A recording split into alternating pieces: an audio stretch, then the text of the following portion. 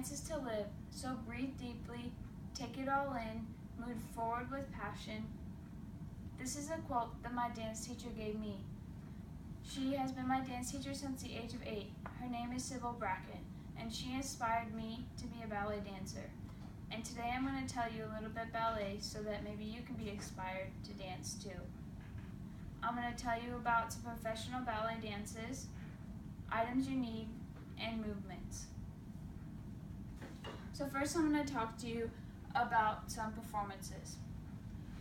So first one I'm going to talk about is called the Nutcracker.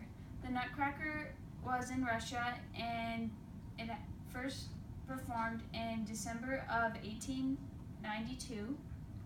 It's about a young girl named Clara who falls in love with this prince that comes alive, and she dreams about this, and then she also dreams about a fairy tale land. I actually was able to be Clara in our production of the Nutcracker about 3 years ago, and it was a really cool experience. Next, I'm going to talk about Sleeping Beauty. Sleeping Beauty is about a girl named Aurora who is cast under a spell, and the only way to break the spell is to be kissed by her noble prince. This first happened in Russia in January of 1890.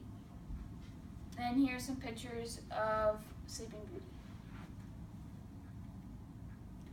Next is Giselle. Giselle happened in June of 1841. Giselle is about a girl who likes these two men, and one of them she has to marry, and the other one she likes a lot more, and this causes a lot of pain and sorrow, so she dies of a broken heart.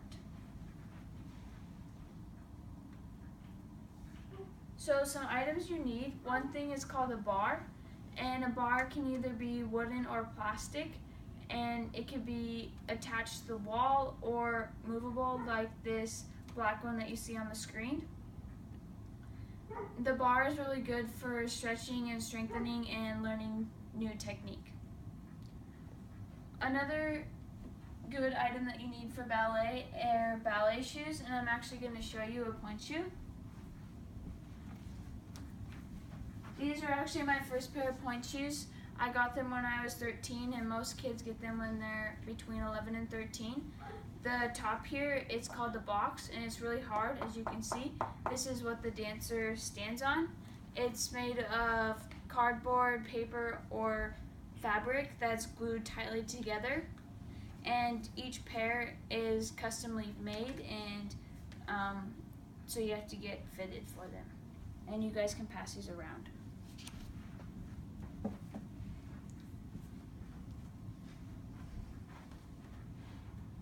So another thing that you need for ballet is called a dance bag.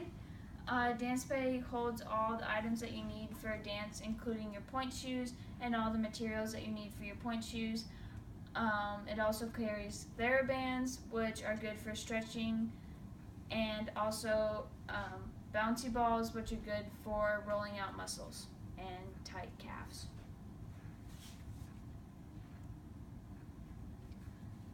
So now I'm going to talk about movements. So there are arm movements that are called port-de-bras. So they're also on the screen. I'm also going to demonstrate. So first position is when both arms are out in front of you. Second position is when you're like holding a giant egg that's on its side.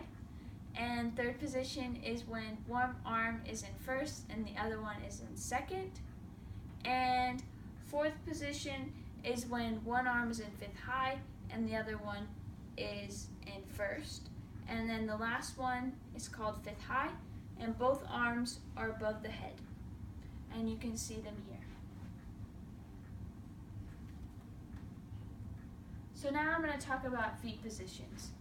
So feet positions, the first position is when both feet, your heels are touching and your toes are pointing out, just as you see on the screen.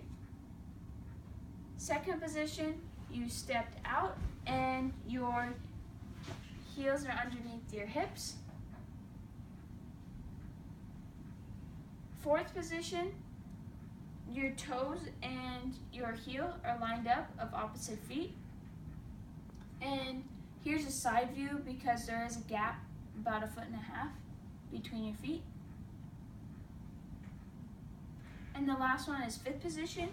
So it's just a fourth position, but there's no gap.